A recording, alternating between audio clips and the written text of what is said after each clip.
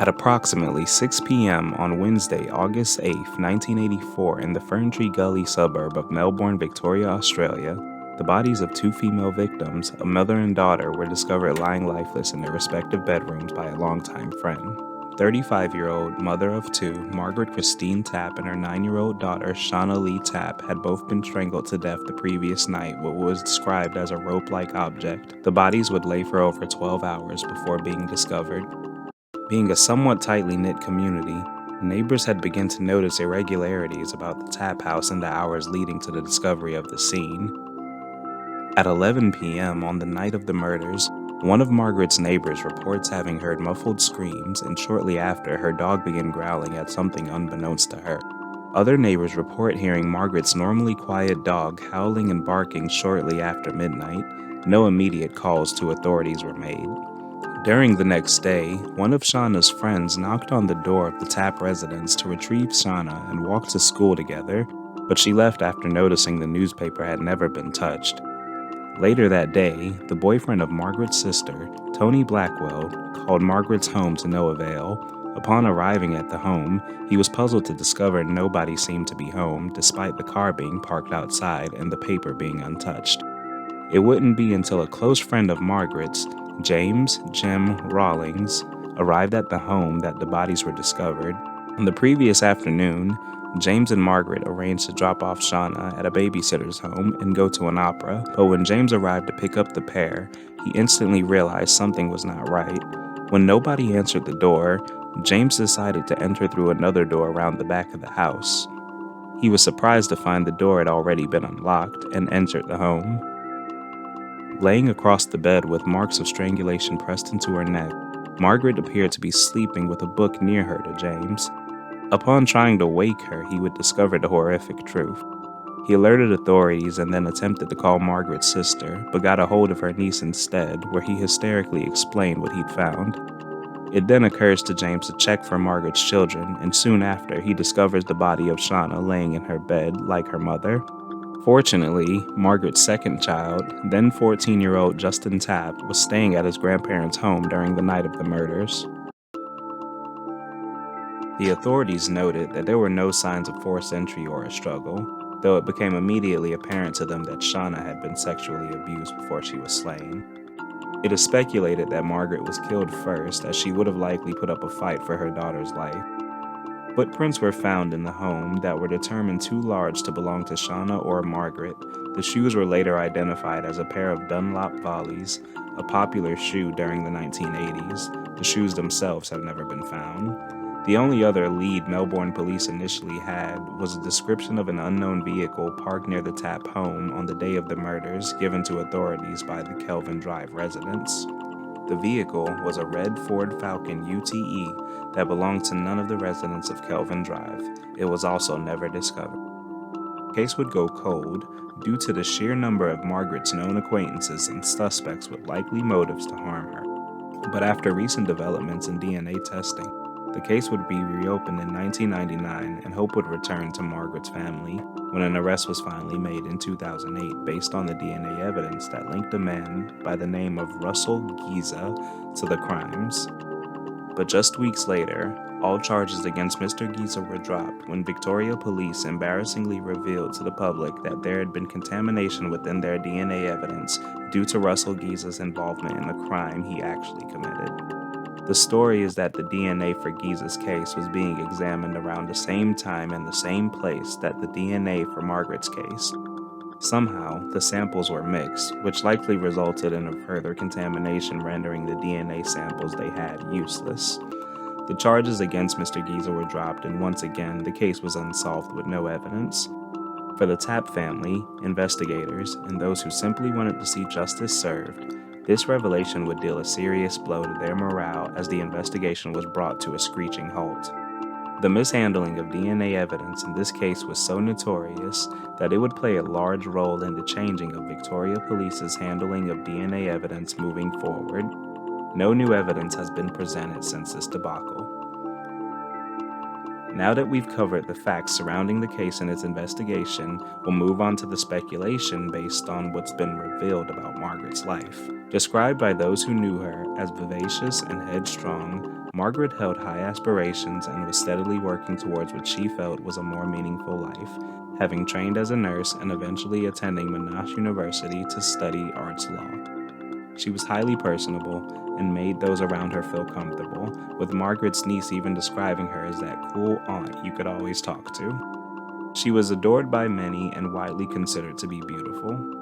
Little is publicly known about how exactly Margaret ended up living as a single parent, but it is known that she was once married to a man named Donald Tapp, and the couple subsequently divorced in 1979. Having gone through a divorce and being the sole parent of 2 children, naturally, Margaret devoted some of her time to meeting new men and was known as quite the social butterfly. Her numerous engagements would make it difficult for police to pinpoint precisely who had been involved, as it could have been any of the several acquaintances. Police suspected Tony Blackwell or James Rawlings since they were present at the Tapp house the day the scene was discovered, and James was the one who'd called the police. They were eventually ruled out due to lack of evidence. Margaret's career as a nurse led to her having alleged affairs with several married doctors, one of which had given her the very house she would be murdered in. But more on him in just a moment. Being a full-time law student widened her social circle even more. For this video, we'll focus on the suspects that stick out the most. The number of men Margaret had been involved with will likely never be known, but it is publicized in a 2008 article by Herald Sun that she was involved with a former police officer who'd spent the night with Margaret in her home not long before the murders.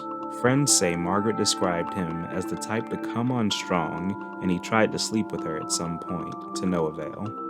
Police would later find a whip and rope in his car, and this only heightened suspicions, but led to no further arrest.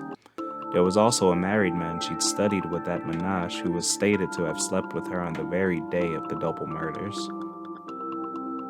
This man was never investigated. One more suspect was a man who'd grown fond of Margaret while giving her driving lessons. This man, while being interviewed by police in front of his wife, admits he'd picked up and dropped Margaret off on numerous occasions, but denied ever entering her house.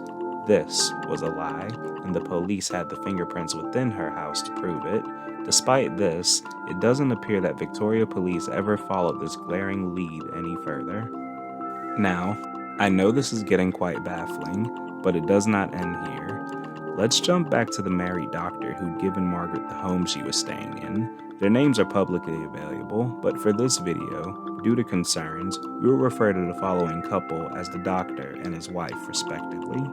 It is publicized that Margaret and the wife had several verbal confrontations due to the affair. The wife denies some of the accusations as of 2014. Because she has done so, I will keep this part brief, but feel it is worth mentioning for the sake of speculation. It is confirmed that Margaret and the doctor filmed themselves having sex, and the wife found this tape. Long before the murders, the doctor died in a car crash on the night he revealed he would be leaving his wife for Margaret, and while the wife states she never had a confrontation with Margaret, conflicting reports state that Margaret was a constant nuisance for the wife, having appeared at their home several times and even confessing her love to the doctor outside of their home. Other articles state that the doctor had to diffuse situations occasionally, but ultimately chose Margaret over his wife. The Herald Sun states that the wife discovered the recording after the doctor's death, but the wife insists that she found it before he died. It was also rumored that a friend of the couple, whom they'd been making payments to for what the wife described as a loan, is a pedophile, and the sources of this information have been kept confidential, so this cannot be confirmed. Due to the lack of clarity surrounding the man's identity and the payments that were made to him long before and after the murders, many internet sleuths don't find it outside of the realm of possibility that a scorned wife could have hired a pedophile to kill Margaret and abuse Seana Tapp. Due to lack of evidence, the wife nor her friend are currently suspected by authorities in this case. With no further leads to go on, this investigation has gone cold again. Is a known child abuser whose own son told journalists that he believes his father could be the killer due to the profession that he worked, placing him in areas that he would have likely met Margaret.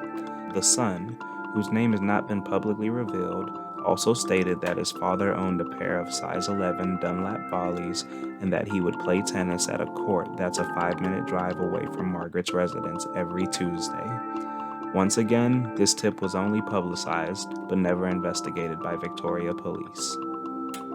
Many point to police negligence when giving reasons as to why this case was never solved. Between the DNA blunder that momentarily provided hope and seemingly lack of concern to follow up on possible leads, a number of reasons can be attributed to why Margaret, Seana, and Justin, their family, never received justice. The reason we refer to this as the Tapp family tragedies is because the effects of what happened to Margaret and Seana lingered for years and devastated a family, a community, and many of us. Devastated by the loss of his family at 14 and never getting another chance to mend the strained relations between a growing teen and his parent, Justin Tapp grew up blaming himself for what happened and suffered from severe PTSD, addiction problems, and mental health issues well into his adulthood. At age 44, Justin, after several prior attempts, would eventually succeed in taking his own life. He moved to England in 2001 to begin a new start, but his past never left him.